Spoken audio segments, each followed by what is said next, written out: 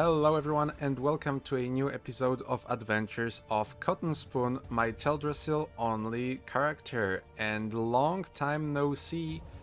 Last time we saw each other was at the pre-patch for the Burning Crusade, and today is the first day of the pre-patch of the Wrath of the Lich King, and we have a lot to do. I didn't play this character at all the entire Burning Crusade because there was really no point to do that. But now, in the Warcraft pre-patch, there is a lot to do. We have an entirely new profession, which is inscription. We have achievements. We have new items. So, and there is the Joyous Journeys buff that we'll have to take advantage of. So, Cottonspoon just got a lot more interesting, and the first order of business will be making this cloak, the dark leather cloak. In classic, in vanilla, it was a white item, but now it's green, and it's actually my new best in slot cloak for this character, so I will be making it. The problem is I don't have any medium leather and I don't have skinning anymore. I took enchanting instead of it, so we will be dropping enchanting and I will be picking up skinning. The second most important thing about this cloak is that if I were to trust Wowhead, it disenchants into Astral Essence, which unlocks some new enchantments for us. So as you can see, there really is a lot to do, so I will jump into the action straight away. Enchanting unlearned, skinning learned back, so it's time to grind a lot of leather. We can only grind light leather, so to turn it into medium we need like 4 times the amount.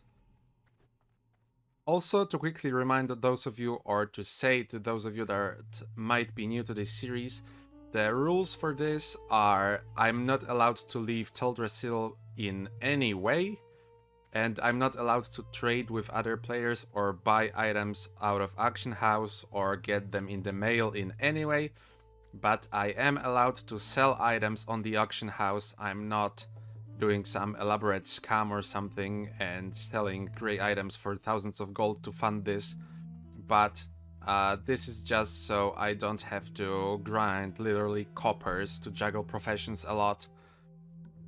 On my other character, I grinded all of my gold by myself on my Hunter Ironman, and for this little project I decided to loosen up the rules a little. One thing we should probably do before commencing with all this grinding is spend our talent points. Just like with every pre-patch, the talent points gets reset, and this is a very important point for my character because resetting your talents is expensive and we are very short on gold, so it's best to just get it done as good as possible. So I will be spending 3 points into Improved Heroic Strike. This is the best ability I have pretty much, so no surprises there. And then I'm gonna be switching to Fury because like the max total level I can get is 19 or 20. So there's no way to even look at the third row. Despite that, there's nothing like really interesting there. So I will just spend the rest of the points into Booming Voice, just for the increased duration. Obviously I don't really care about the area of effect because I'm always solo, but the duration is nice because I am extremely lazy and refreshing a buff every 2 minutes is annoying, but every 3 minutes is a little bit less annoying. And the rest is just gonna get into increased critical strike for maybe a little bit faster grinding. There also are some new abilities, at least new to me. Maybe they were in Burning Crusade, but straight to the point. The most important one of which is a Victory Rush. It deals a bunch of damage, but the most important thing is that it costs no rage. And since I generally go from mob like bam, bam, bam, bam, bam in a chain, using Victory Rush for no rage spent should be speeding up my kills exponentially. Yeah, there's one thing that I missed in the description, that the enemy has to give you experience or honor. So rip, because the vast majority of monsters I killed give absolutely 0 XP. This should be a level up to level 17. We got our 1 talent point, so that goes into cruelty. And now level 11 mobs are great to me, which means that we can no longer get experience from regular monsters because there are no level 12 monsters in here except quest ones. So leveling up now will be significantly slower. And of course, how could I forget, level 17 means new gear, new bracers, belt, gloves, and chest. So not only they look far better, but I actually gained a bunch of armor, not that I needed, because monsters are lower level, and I also had these items enchanted, so we are getting to the point where I'm pretty much bized out. This is probably the most consistent way of getting XP onwards to level 18. Lady Sathra, the big spider, is a quest mob, so she respawns pretty quickly. She spawns either here or on the other side of the river, so you have to, if you want to efficiently get XP only, you'd have to go back and forth. And after the kill, she gives approximately 170 XP with rested XP and the Joyous journeys, of course. So I will have to kill her about 100 times, give or take, to get to level 18. Scratch farming the spider, I found an NPC that spawns almost instantly. It has like a 20-second respawn timer, which, side note, gets pretty annoying because it usually spawns right after my victory rush runs out. Anyways, as you can see, there are corpses here all around, and he's level 12, so he'll get me to 18. I actually spent the past half an hour, give or take, getting my level bar filled up, so this is where I will get my level 18. One minor cool thing about this place is he drops lesser healing potions, and I wasn't actually sure if there's any way to get them on Teldrassil. They're not important for anything. They're just cool to get because you can't make them with alchemy because they require a briar thorn. Here's 18. This dude is great to me at this point, so that means the only monster that gives experience at this point is Black Moss the Fetid, and the problem with him is that he's on an 8-hour respawn timer, give or take, so there is no way for me to grind him out. I could just log out and check his spawn on different times of day, in the middle of the night or something, but it would really take a long time to get to level 19. So I think now is the point where we start all of the quests and hit 19 that way, hopefully. And if we are missing any experience, then I will try to hunt him a couple of times and hopefully we will get the XP required that way. Also, the Joyous Journeys buff comes into play now, and if all experience gains are increased by 50%, that means that the quest experience gains are increased too, so that might be what we need to get pushed to level 19. I got enough light leathers to turn them into medium leathers, and in turn the medium leathers into the dark leather cloak.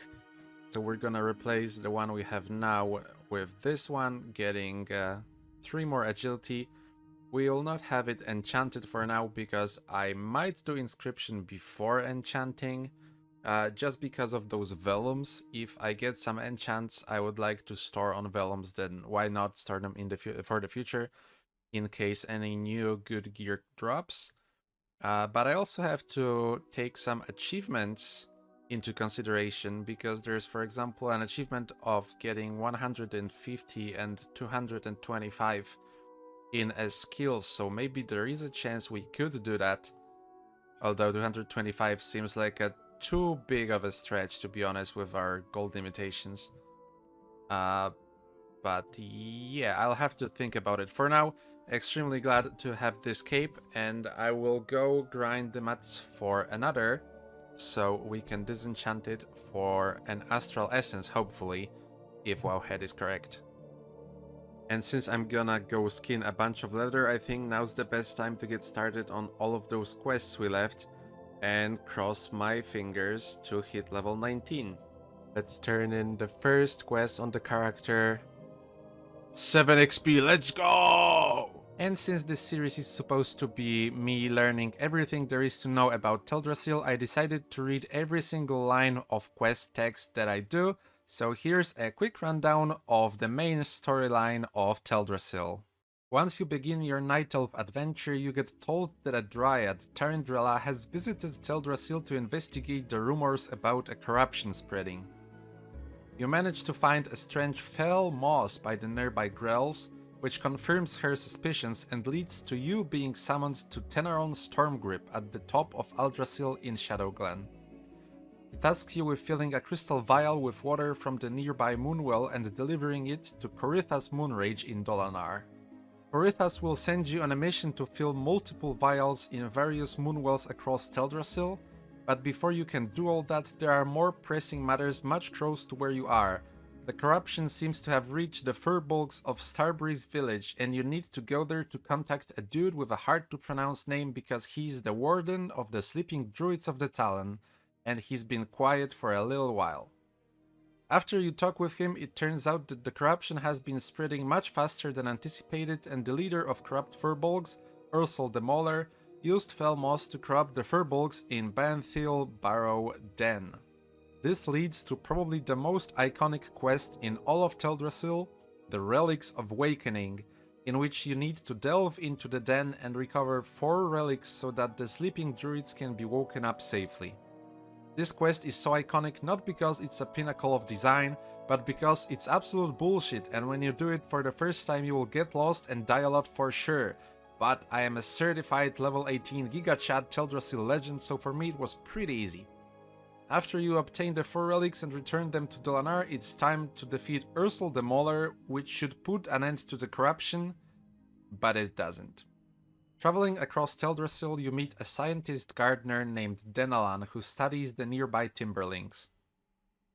After helping him out with collecting earth and seeds for his experiments, he discovers that the corruption seems to be inherent to new creatures born even in controlled environment, and it's not only the fell moss that causes it, but it seems connected to the Teldrassil itself. It's only after you fill every vial from all the Moonwells when you're told the entire story. Corithras tells you that the World Tree has died after the Battle of Hyjal, and with its death the Night Elves were no longer immortal. Since Malfurion was nowhere to be found, Archdruid Fandral Staghelm together with other powerful druids created a second World Tree, Teldrassil, but its creation did not solve the elves' mortality, so he turned into the dragon aspects to bless the new World Tree as they did with the previous one. But Nosdormu, the aspect of time, refused to do so and called Fandral arrogant for creating another World Tree. Agreeing with Nosdormu, Alexstrasza also refused to bless Teldrassil, and without their blessings the growth of Teldrassil has been flawed and unpredictable, which led to corruption. Not all is lost though, but to help further you need to travel to Oberdin in Darkshire, which is not something we will be doing. So, after completing the main storyline and after that little history lesson, we only have a couple of quests left. One of those is Moonglow Vest. This was a leatherworker only quest, I think. And we already created all of the things beforehand, so I can turn this in for 2000 XP. And that gets me relatively close to level 19. A couple other quests we still have to do take place in Ruptheran village, and I actually never visited that place, so yeah, this is the entire Teldrassil explored. We will be also completing Nessa's Shadow Song for 128 XP. Sure, we'll bring your collection somewhere. And we also got 81 XP for exploring Ruptheran village, so that is another little bit of experience. And bringing her collection here to the Griffin Master is the last quest we can do in Ruptheran village. Very, very content-filled little place. And there is actually only one quest left that we can do, and that's the Moss Twined Heart. We have to find Black Moss, the Fetid, and he will grant us XP for killing him as well. and we get about 360 XP from the quest itself, which means that getting level 19 is very, very doable. If needed, I will just camp him a couple of times in the middle of the night and we should be hitting that level. So I'm really happy it turned out that way. So that will be it for this video. While doing all the quests, we got enough materials to create 2 more cloaks, but when I dropped skinning to take enchanting to disenchant them, I found out that they require 25 enchanting to break down into materials, so I will be grinding out more leathers and stacking those cloaks in the bank so we don't have to constantly get to 25 enchanting and back to skinning, because leveling up enchanting to 25 is actually pretty draining on my limited resources, so I would preferably like to do it as little as possible. And we still have Black Moss the Fetid to camp for his heart, which also, as I found out, unlocks another quest, which will be getting us to 19 for sure. So that is still to be done. There's also the Scourge Invasion, so maybe there's something for us there, even though that looks like more of a max level event. So yeah, that will be all from me for now. So I hope you had a fantastic day. I hope you enjoyed this video as much as I enjoyed playing it, and I hope to see you in the next one. Goodbye.